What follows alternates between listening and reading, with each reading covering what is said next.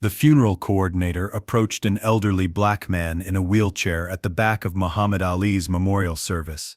"Mr. Washington, you're wanted up front." Earl Washington, 88, was confused. "There must be a mistake. I'm just the janitor." "No mistake, sir." Mr. Ali left specific instructions. "Front row, family section." As they wheeled Earl past 15,000 people, presidents, celebrities, boxing legends, everyone had the same question: who is this man? What they didn't know was that for 20 years, Muhammad Ali did something every single day that nobody else did. He saw Earl Washington, and what happened at that funeral would prove that the smallest gestures create the biggest legacies. March 1985. Earl Washington was invisible. 5th Street Gym, Chicago, 5 a.m. Earl Washington, 68, pushed his cleaning cart through the empty gym. 50 years as a janitor. Same routine every morning. Sweep the ring, mop floors, clean bathrooms, empty trash. Be done before people arrive. By 6 a.m. the gym sparkled. By 6:01 a.m., Earl was invisible again. Boxers walked past without seeing him. Trainers stepped over his mop bucket. Coaches talked through him like furniture. Earl understood. Been understanding his whole life. That Tuesday morning, Muhammad Ali walked in. The gym froze. The greatest boxer alive. Everyone stopped breathing. Ali was 43. Parkinson's visible. Hands trembling. But that presence, still magnetic. Earl moved his cart aside, making himself smaller, more invisible. Ali walked past the frozen fighters, past the star-struck trainers, past the rushing gym owner, stopped directly in front of Earl. "Good morning." Earl looked up, shocked. Ali talking to him. "What's your name?" "Earl." "Earl Washington, sir." Lolbu extended his trembling hand. "Nice to meet you, Earl." "I'm Muhammad." They shook. Ali's grip still strong. "You keep this place clean." "Yes, sir." "Cleanest gym I've seen." "You do good work." 30 seconds. That's all.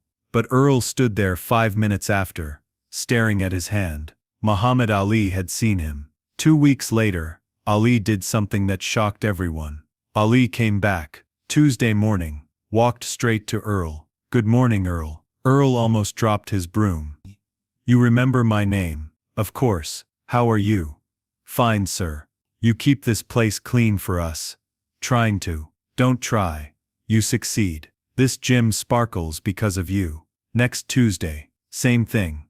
"Good morning, Earl." Next Thursday, again. "Morning, Earl. You doing okay?" Every Tuesday and Thursday for 6 months, Ali would arrive, find Earl, greet him. 2 minutes max. But those 2 minutes made Earl visible. Other workers noticed. "How do you know Ali?" "I don't. He just says hello." They couldn't understand. Why would the greatest boxer alive waste time with a janitor? December 1985. Ali was arguing with a disrespectful young fighter. "You think you're special?" "Earl Washington. That man shows up 5 a.m. every day. Nobody thanks him. Nobody sees him. But he works with dignity. That's a champion." "You. Just a kid with fast hands." Ali looked at Earl, standing nearby. "Right, Earl." Earl nodded, speechless. "Apologize to your trainer, then thank Earl." The boxer did both. Later Earl found Ali alone. "Champ, you didn't have to." "Yes, I did. People need to know your name. I'm just a janitor. There's no just about honest work. Don't let anyone make you feel small." Earl's eyes wet. "Thank you. Thank you, Earl. You make this place better." That day changed everything for Earl. After that Earl walked differently. Not physically, knees still hurt. But internally, something shifted. 50 years of being invisible, making himself small. Ooh. Apologizing for existing. But Muhammad Ali saw him. Earl started greeting people. "Good morning. Have a good workout." Most ignored him. But some responded. "Morning, Earl. Thanks for keeping things clean." Ali noticed. "You're standing taller." "Am I?" Shoulders back. Head up. That's how a man walks. "Learned from you, champ." "No. You always had it. Just needed permission to show it." Years passed. 1987. 1988. Ali came less as Parkinson's worsened. But when there, never missed greeting Earl, even when barely able to speak. Good morning, Earl. Ooh. Good morning, champ. That was enough. 1989. Earl, quote, S wife, Clara died. 43 years married. Earl took 3 days off. First time in 6 years. When he returned, Ali was there. Oh. Heard about Clara. Ooh. I'm sorry. Thank you. You okay? I'm here. Ooh. That's not what I asked. Earl's composure cracked. It's hard. Empty house. Nobody to talk to. Feel invisible again. Ali's trembling hand on Earl's shoulder. You're not invisible. Ooh. Not to me. Not to anyone who knows you. Clara saw you your whole marriage. That doesn't go away. How'd you know? You walk like a man who was loved. Earl broke down. Ali just stood there, hand on shoulder, until tears stopped. 20 years. Every visit, the same greeting. 1990s. Ali's Parkinson's severe, barely traveled. But when in Chicago, medical appointments, charity, he'd stop by the gym, just to see Earl. Shorter visits now, sometimes a wave, sometimes a handshake, sometimes just eye contact, and a nod. But Earl knew, I see you. 2000. Earl was 83, officially retired at 80. But Jim let him help, a few hours weekly. Really, they wanted to take care of him. Earl sat by the front door, greeting people. Most walked past, but some stopped. How you doing, Earl? Still here. That's enough. Ali hadn't visited in years. Parkinson's too advanced. But Earl kept a photo in his wallet. 1987. Polaroid. Of Ali shaking his hand. He'd show people. That's Muhammad Ali. He's my friend. Most thought he was confused. 2005. Earl had a stroke. Mild, but enough. Nursing home. Small room. Medicaid. Ali's photo on his nightstand. Is that really Muhammad Ali? Yes, he was my friend. Did you know him? He knew me. That's what mattered. 11 years in that nursing home. Watching TV, playing cards, waiting. He didn't expect Ali to remember him. 20 years since they'd spoken. But Earl remembered every greeting. That was enough. June 3, 2016. The news changed everything. Earl was watching TV when the breaking news came. Muhammad Ali dead. Age 74. Earl cried alone. Quiet tears. The kind from losing someone who changed your life. 3 days later, his phone rang. Earl Washington. Yes. This is Lonnie Ali, Muhammad's widow. Earl thought it was a prank. Mr. Washington, Muhammad left very specific funeral instructions. He wanted you there. Front row, family section, he said. Yes. Find Earl Washington from 5th Street Gym. He sits up front. He's family. Silence. Mr. Washington, he remembered me. Yes. Talked about you often. Said you were one of the most dignified men he'd ever known. I was just a janitor. You were his friend. Can you come to Louisville? We'll handle everything. Travel, accommodations, all of it. Mrs. Ali, I haven't left this nursing home in 11 years. Then it's time. Muhammad would want you there. Voice cracking.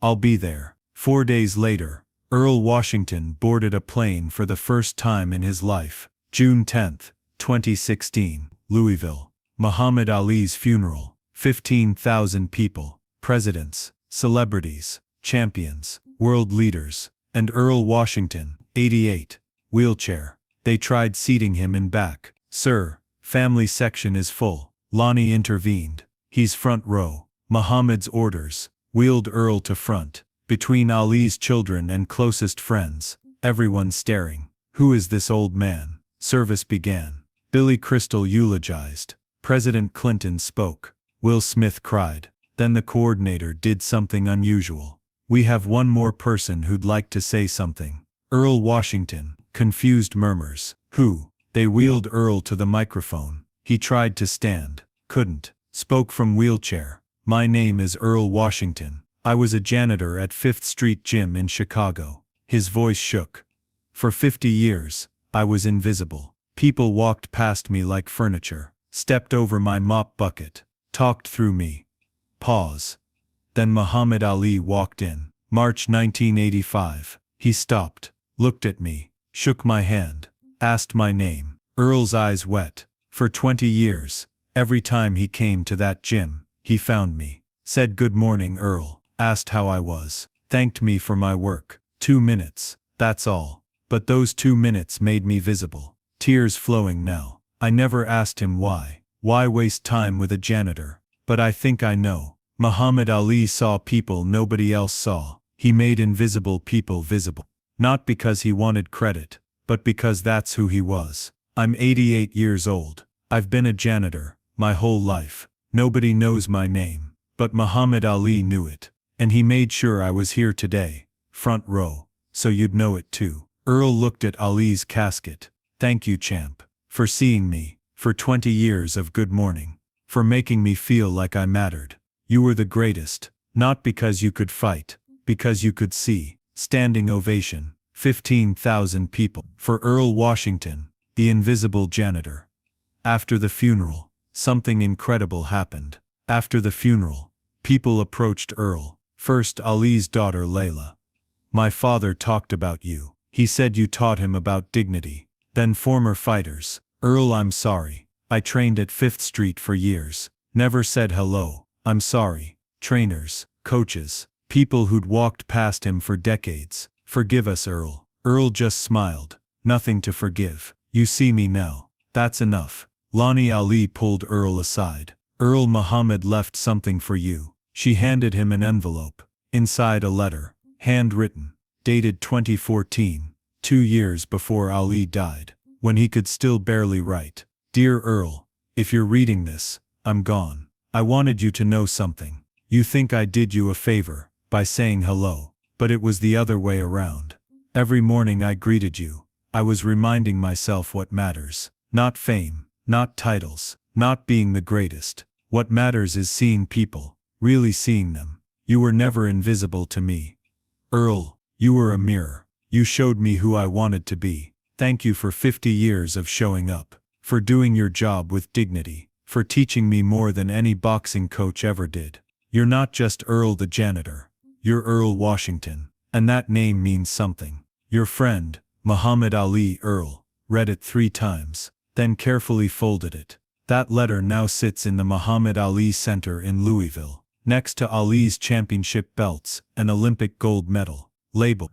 Letter to Earl Washington, a friendship in small moments. Today, 5th Street Gym has a plaque by the front door. Earl Washington, janitor, 1975 to 2000. Muhammad Ali's friend. You were never invisible to me. Mani. Earl Washington passed away in 2018, age 90. His funeral was small, but 3 of Ali's children attended. Layla Ali spoke. My father taught me to see people everyone else walks past. Earl taught him that lesson first. The nursing home where Earl lived now has a program. Earl Washington Dignity Initiative. Staff must learn every resident's name, greet them daily, make them visible. Because one janitor taught the greatest boxer alive that the smallest gestures create the biggest impact. Every morning greeting, every handshake, every how are you, Earl. 20 years of 2-minute conversations that changed a life. Muhammad Ali once said,